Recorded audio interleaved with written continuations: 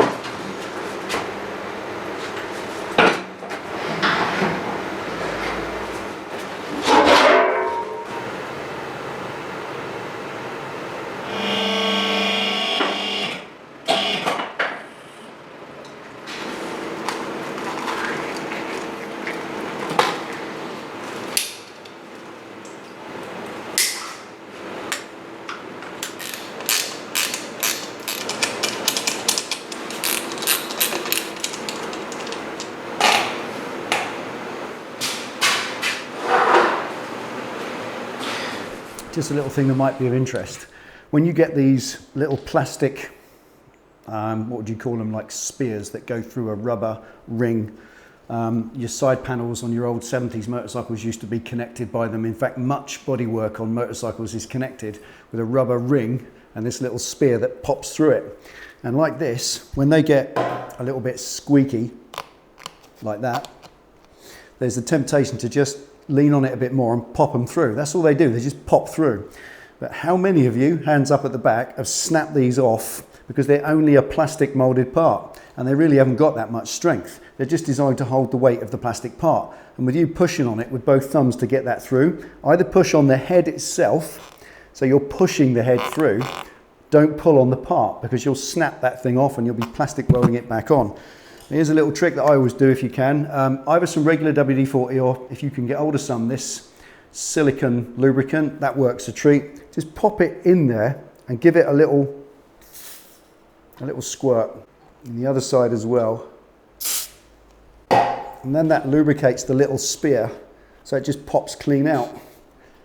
And you don't have to welly it to get it out, thus snapping it off. So there we go. Easy, innit?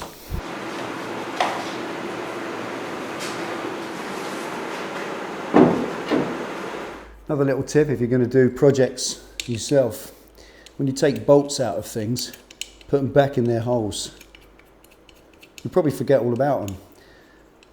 But when you need them again to bolt something back on, you'll find them exactly where you left them. Right, now looking at what I've got to work with, and I think the first task, now I can see it naked, is to put an oval loop in the front. I just need a standard oval headlight retaining loop, something that will go in there. So I think that's the first thing for today. Use some of that 10mm bar, make a straightforward factory oval loop to hold two headlights, because I think this bike definitely needs twin headlights, don't you? Let's get into that bit first.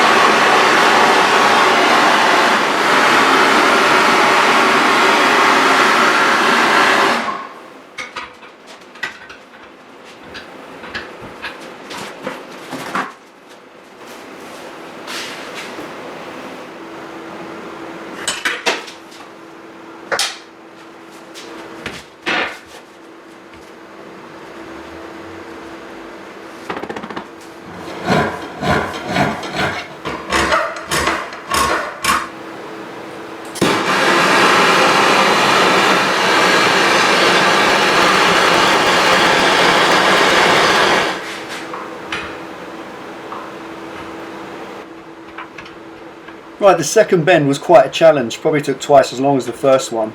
It seems I started a little bit too far away from the first bend, making the whole hoop too wide, as you can see there. So it's back to the vise, and just tweak the top of the frame so it brings the bend that I've already made in closer to the other side. There it is, far better. Now it's just a case of tweaking it tiny little bits at a time to make sure the right hand curve is as perfectly arced as the left hand curve. The two are nice and symmetrical, and it's the same width and height as I made on the template, which hopefully will be perfect for the front of the bike.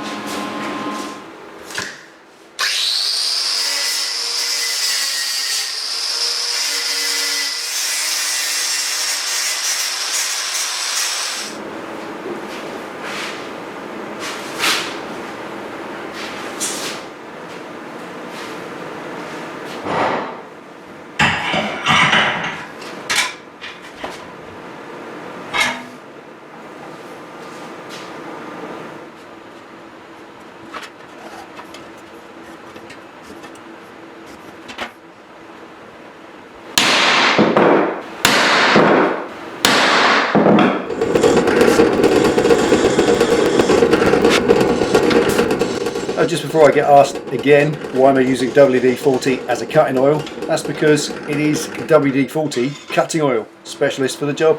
There we go.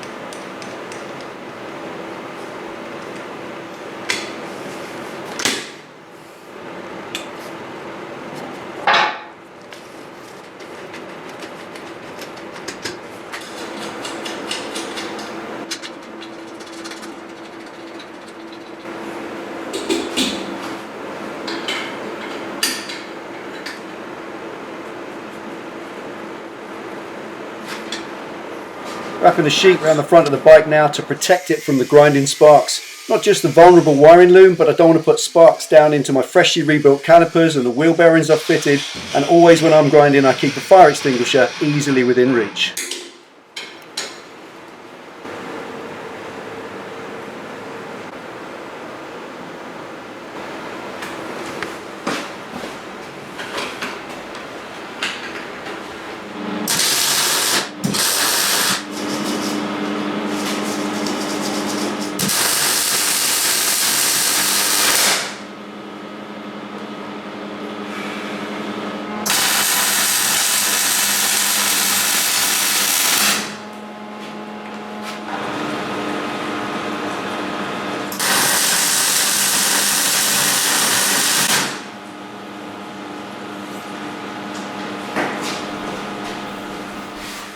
Right, that's the top mounted at least. Awesome. It's dead upright still, dead square with the top of the frame. Ever so happy with that so far, I truly am. Okay, now there's two more mounts to go. These two down the bottom on the corners here, I want to run to the corners of the frame, then it's mounted all the way around, nice and solid, exactly what I need. But at the moment, just quickly, the first thing, these two tabs here, they've got captive threads on the back. They've threaded out a piece of aluminium bar by the look of it, rather than actually put a nut in there. So that piece of bar is tapped out to M5 at the moment, a little wimpy 5mm screw. I don't want M5s in the bottom and M6s along the top. That's a bit naff, I want 6s all the way around. So it's going to drill these through and tap them out to M6, so I can put 6mm threads in there. Then I can make a couple of tabs to go back on each side, twist them slightly so that they meet perfectly on the frame, weld those in, bolt everything up, and that's my headlight rim, at least mounted for today. Progress, yeah.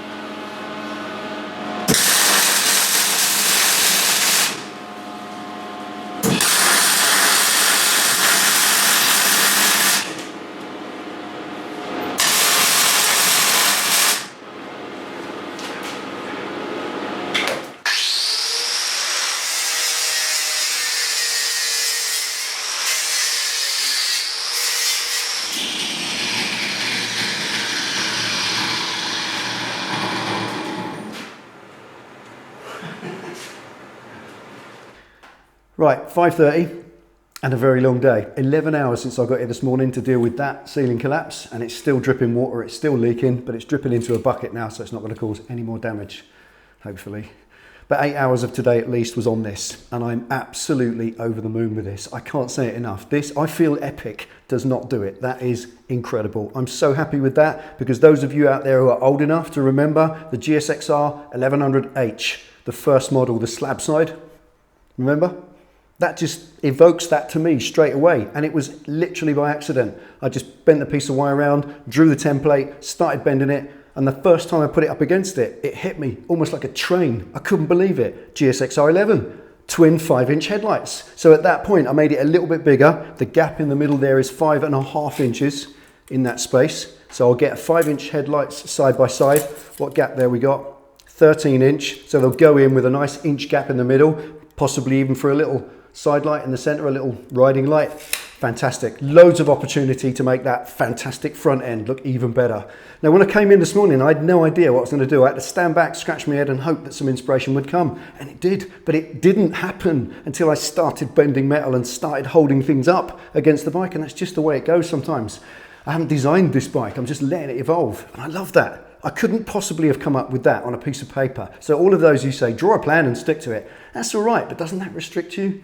I couldn't have come up with that if I'd done it that way. And I've got to say it again, I feel epic. That is fantastic. I love it to bits, and there's so much potential from this point. The old GSXR 1100H, the endurance racer style bike, the very first Gixxer, that had a big curved top screen on it. It encased all the clocks inside. It's just a fantastic looking bike, and I can bring all sorts of the styling hues into this now from that, because I've got that inspiration, but I'm not going to copy it. I'll still make it very much my own and interpret it how I want to. But that is a great central point, and I'm really happy with it. But that's enough for today. 8 hours on this. I'm going to go and have a beer, get cleaned up, and I'm back on this in a couple of days' time, and I'll take the next bit, which I think is a frame underneath, to actually put a bottom line to it all and bring the look together.